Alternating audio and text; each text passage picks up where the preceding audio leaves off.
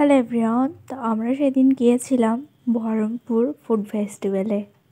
তো সেদিনকেই ছিল 23 তারিখ, আর 23 তারিখেই মানে ফেস্টিভ্যালটা শুরু হয়েছে, আর চলে গিয়েছি আমরা সেই দিনই।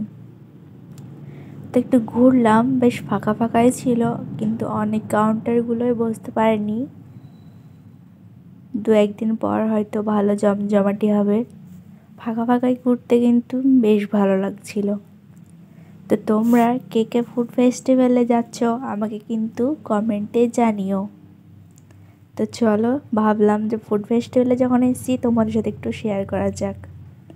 তো ঢুকেই দেখছিলাম এখানে লিট্টি চোখা বিক্রি করছিল, তাই কাকুকে বানাতে বলে এদিকে দেখছিলাম যে একটু আদিবাসী ডান্স হচ্ছিল, তাই ভাবলাম যে মৌরিন আর মায়েরকে একটু দেখানো যাক। আর এখানে অনেক ধরনের নৃত্য হচ্ছিল, আর ভাবলাম যে তোমাদেরকে একটু দেখানো যাক, তাই দেখো ভিডিও করলাম।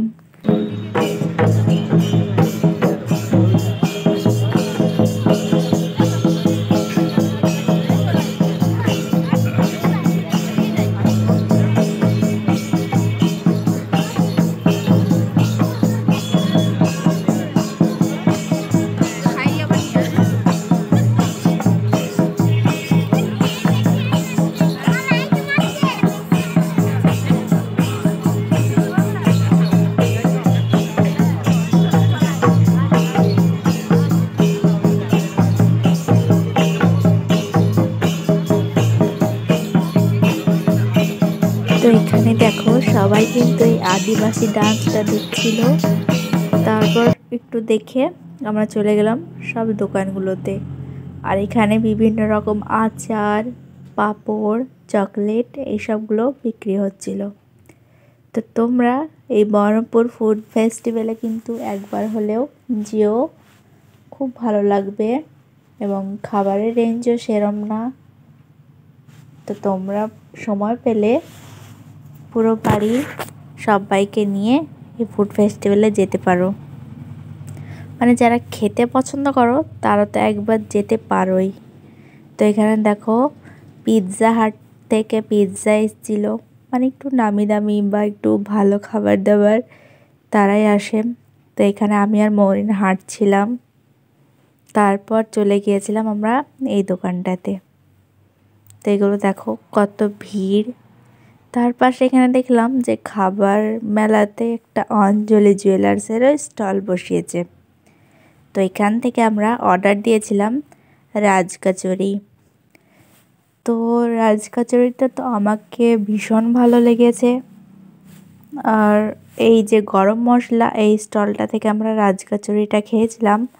তোমরা যদি যেয়ে থাকো বহরমপুরের ফুড ফেস্টিভ্যালে, তো এই রাজকচুরিটা একবার হলেও ট্রাই করো।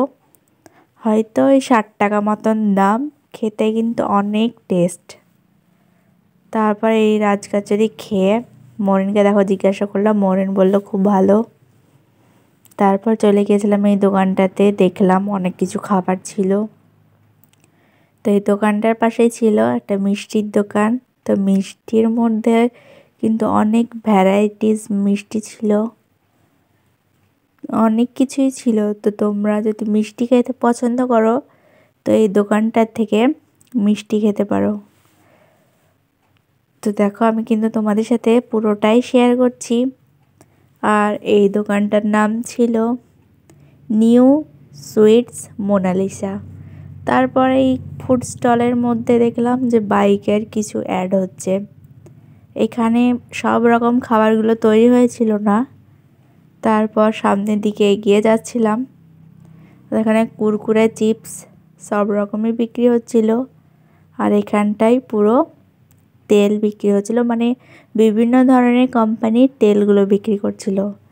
আর এই মিষ্টির দোকানটা থেকে আমরা এটা চুষি পিঠে বলছে, এটা কিনে খেয়েছিলাম। এটাও তোমরা যদি ফুড ফেস্টিভ্যালে যাও তো কিনে খেতে পারো, এটাও কিন্তু অনেক টেস্ট। তো চুষি পিঠে খাওয়ার পর আমরা চলে আসি এই কাবাবের দোকানটায়। আর আমরা কাবাব অর্ডার করেছিলাম, তো সেটাই তোমাদেরকে দেখাচ্ছিলাম। আর দেখো কাবাবগুলো চলে এসেছিলো, কাবাবগুলো খেতে ভালো ছিল, কিন্তু আমার মনে হয়েছিল যে একটু লবণটা বেশি। তারপর ছিল এই মোমো টোমো। তো মোমো টোমোর দোকানটা হয়তো তোমরা বহরমপুরে যারা যারা থাকো তারা জানো যে মোমো টোমোর দোকান আছে লালবাগে। তো মোমোটাও খেতে কিন্তু অনেক টেস্ট ছিল, আর মোমোটার সাথে দিয়েছিল মেয়োনিজ। তো অনেক কিছু খাওয়া হলো। তারপর মেলা থেকে ভাবলাম যে চা খাই, যেহেতু জানো আমি চা প্রেমী, আর মেলায় গিয়ে চা খাবো না এটা তো হতে পারেই না। তো চাটা খেয়ে এবার ভাবলাম বাড়ি যেতে হবে। তো শেষে দেখলাম এরকম পানের স্টল ছিল, তো পানের মধ্যে কত রকম ভ্যারাইটিস ছিল খালি দেখো। তো এখানে মৌরিন বলছিল পান খাবে, তাই ওকে চকলেট পান কিনে দেওয়া হয়েছিল। আর ভিডিওটা কেমন লাগলো আমাকে একটু কমেন্টে জানিও তো। আর ভিডিওটা ভালো লাগলে লাইক কমেন্ট শেয়ার করে চ্যানেলটাকে সাবস্ক্রাইব করতে ভুলো না। তো তোমরা এইসব ধরনের ভিডিও দেখতে পছন্দ করছো কি সেটাও কমেন্টে জানিও। তো একটু লাস্টে বেলায় পাকামো টাকামো মেরে বাড়ির পথে রওনা হলাম। তো দেখা হবে আবার কোনো নেক্সট ভিডিওতে।